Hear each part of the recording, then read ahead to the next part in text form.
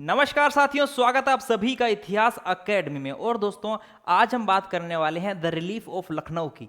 जी हाँ दोस्तों, आप सोच रहे होंगे कि आखिरकार ये क्या चीज़ है। जी हाँ दोस्तों, ये है द रिलीफ ऑफ लखनऊ, यानी कि लखनऊ का आराम, लखनऊ की राहत। इसको हम कह सकते हैं लखनऊ की राहत। तो गुरुजी, ये तो आपने इंग्लिश का हिंदी बना दिया।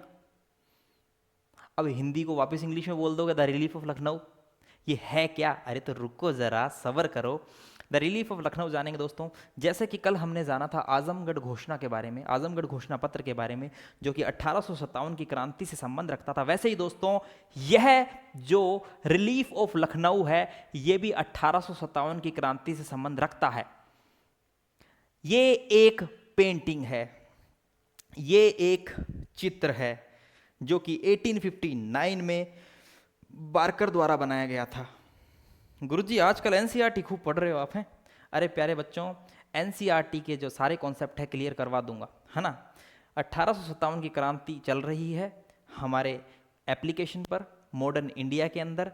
उसी का बीच का छोटा सा पार्ट मुझे अच्छा लगा, तो सोचा क्यों नहीं बच्चों के लिए पेश कर दिया जाए। क्वेश्चन बनने के पूरे पूरे चांस है, एनसीईआरटी से क्वेश्चन बनते भी हैं और यहाँ से भी बनेंगे डेफिनेटली। चलिए तो देखिए, यहाँ पर एक बात तो गुरुजी आपने सही कह दी कि ये जो है रिलीफ ऑफ लखनऊ, ये 1857 की क्रांति से संबंध है इसका। ठीक है, 1857 की क्रांति से इसका संबंध है। गुरुजी, लखनऊ यानी कि लखनऊ का आराम या लखनऊ की राहत, ये राहत किसके लिए थी?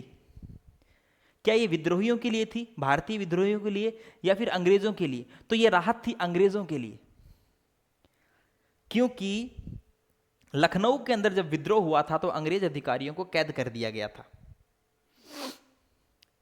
हैवलॉक और आउट्रम, इन्हें जो है रेजिडेंसी, इनकी ब्रिटिश रेजिडेंसी को घेर लिया गया था और इन्हें जो है कैद कर दिया गया था। उसके पश्चात कैम्पवेल, जो ब्रिटिश प्रधान सेनापति था कैम्पवेल, वह आता है और वह फिर जो है इन्हें छुड़ाता है, मुक्त करवाता है। तो बड़ा ही राहत भरा महसूस करते हैं ये। और इसी घटना को याद करते हुए बारकर ने 1859 के अंदर एक चित्र बनाया जिसका नाम था द रिलीफ ऑफ लखनऊ। देखिए, आइए शुरू करते हैं आज की क्लास। देखिए, यह है प्यारे बच्चों लखनऊ। ठीक है, मेरठ में विद्रोह होता है, फिर दिल्ली में विद्रोह होता है, उसके बाद में विद्रोह की क्रांति लखनऊ और कानपुर तक पहुंचती है। लखनऊ में विद्रोह होता है और लखनऊ में विद्रोह का नेतृत्व करने वाला कौन होता है?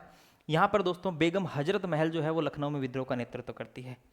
30 मई 1857 को लखनऊ में विद्रोह की शुरुआत होती है। अब आप कहोगे गुरुजी 30 मई का हमने तो 4 जून पढ़ा है ना। तो प्यारे बच्चों, मना नहीं कर रहा हूँ, बहुत सारी पुस्तक जो है वो 4 जून भी मानती है, लेकिन 30 जून जो है वो महत्वपूर्ण तिथि मानी जाती है। आप एनसीईआरटी खोलना, कक्षा 12th की एनसीईआरटी के लास्ट में जाना, एक सारणी बनी हुई है, उसमें जगह के नाम है, एक तरफ डेट्स है तो लखनऊ और एक तरफ उसके सामने 30 मई दिया होगा, है ना। तो महत्वपूर्ण जो डेट है वो 30 मई को है, यहाँ पर शुरू हो जाती है, यानी कि लखनऊ में विद्रोह जो है वो 30 मई को शुरू होता है। ठीक है, लेकिन मैंने यहाँ नोट में डाला कि कुछ इतिहासकारों ने लखनऊ में विद्रोह का प्रारंभ 4 जून को भी माना है। ठीक है, तो भाई ऑप्शन के हिसाब से देख लेना, है ना। 30 मई आता है तो 30 मई, नहीं आता तो फिर 4 जून। दोनों एक साथ नहीं आएंगे, अलग अलग आएंगे, चिंता मत करो। चलिए, तो ये एक फैक्ट हो गया है। ठीक है, बिल्कुल। अब देखिए, यहां पर मैंने आपको बताया लखनऊ में विद्रोह की शुरुआत करती है कौन? बेगम हजरत महल ने विद्रोह का नेतृत्व किया।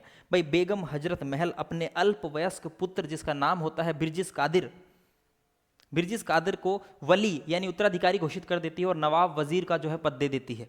ठीक है, और बेगम हजरत महल जो है वो नेतृत्व संभाल लेती है। बेगम हजरत महल जो कि वाजिद अली शाह की पत्नी थी, जिसे उपाधि दी गई थी महक परी की, याद रखना।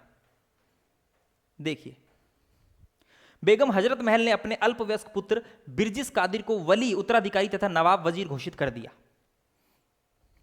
और उसके बाद में क्रांति की शुरुआत होती है लखनऊ के अंदर।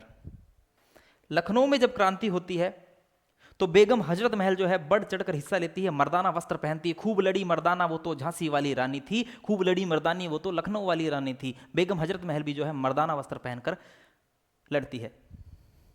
जमींदार, किसान, इसी साथ जो सैनिक होते हैं वो सब जो है बेगम हजरत महल का साथ देते हैं। 20 सितंबर को जनरल हैवलॉक ने लखनऊ के लिए प्रस्थान किया और इस बार जो हैवलॉक है वो भारी भरकम अच्छे खासे सेनापतियों को अपने साथ लेकर गया, अनुभवी सेनापतियों को अपने साथ लेकर गया। जनरल नील है, आउट्रम है, कपूर है, आयुर है ना, ये सब उसके साथ होते हैं। नील जो कि लखनऊ में ही अपने प्राण खो देता है। चलिए, तो यहाँ पर शुरुआत हो रही है लखनऊ के विद्रोह की। चलिए आगे देखिए, 25 सितंबर को लखनऊ के पास आलमबाग के अंदर यहाँ पर संग्राम होता है और जनरल नील जो है वो मारा जाता है और हैवलॉक और आउट्रम को जो है कैद कर लिया जाता है। कैद कर लिया जाता है, लेकिन अब क्या करें? अब दोस्तों इंग्लैंड से नए मुख्य सेनापति के रूप में सर कॉलिन कैम्पबेल को भारत भेजा जाता है कि जाओ और अपने दोस्तों को बचाओ। एक बात हमेशा याद रखना, जब विद्रोह की शुरुआत होती है तो उस समय ब्रिटिश प्रधान सेनापति होता है कौन? Commander in chief एनसन।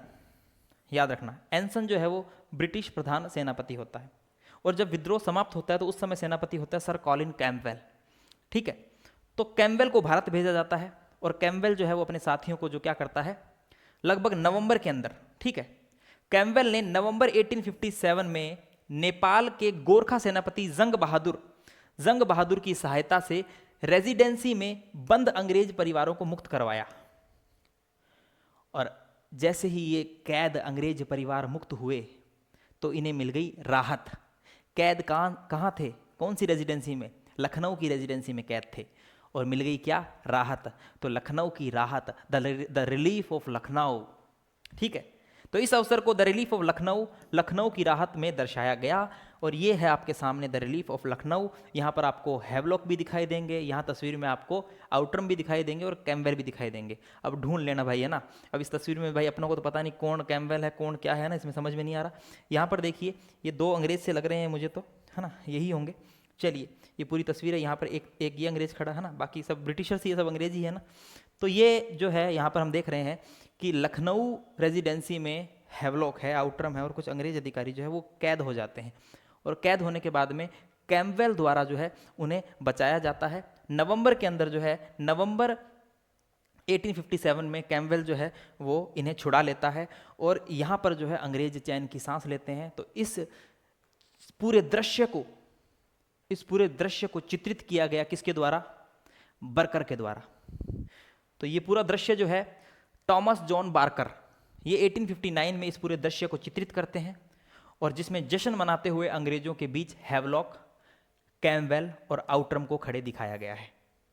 तो इस प्रकार अगर कभी परीक्षा में पूछ लिया जाए कि द रिलीफ ऑफ लखनऊ क्या है, तो याद रखना द रिलीफ ऑफ लखनऊ एक चित्र है जिसको टॉमस जॉन्स बार्कर द्वारा 1859 के अंदर बनाया गया था, जिसमें हैवलॉक को, आउट्रम को और कैम्पबेल को जश्न मनाते हुए दिखाया गया है। जश्न मनाने का कारण क्या था? तो जश्न मनाने का कारण यही था कि लखनऊ के अंदर ये कैद होते हैं और इन्हें जो है बाद में छुड़ा लिया जाता है, रिहा कर लिया जाता है, तो राहत मिलती है। तो बस आज की क्लास को जो है यही उद्देश्य था, ये एक घटना आपको बताना। सीधी सी बात है, द रिलीफ ऑफ लखनऊ, अंग्रेज अधिकारी जो कि कैद थे लखनऊ में, उनको कैम्पबेल द्वारा छुड़ाया जाता है। अधिकारी हैवलॉक है, आउट्रम है और अन्य लोग हैं, उन्हें छुड़ा लिया जाता है तो राहत मिलती है। तो इसको कहते हैं लखनऊ की राहत। चलिए दोस्तों, तो उम्मीद कर रहा हूँ ये छोटी सी लेकिन इंपॉर्टेंट क्लास आपको अच्छी लगी होगी। दोस्तों मिलते हैं नेक्स्ट क्लास में, तब तक के लिए जय हिंद, जय भारत, धन्यवाद।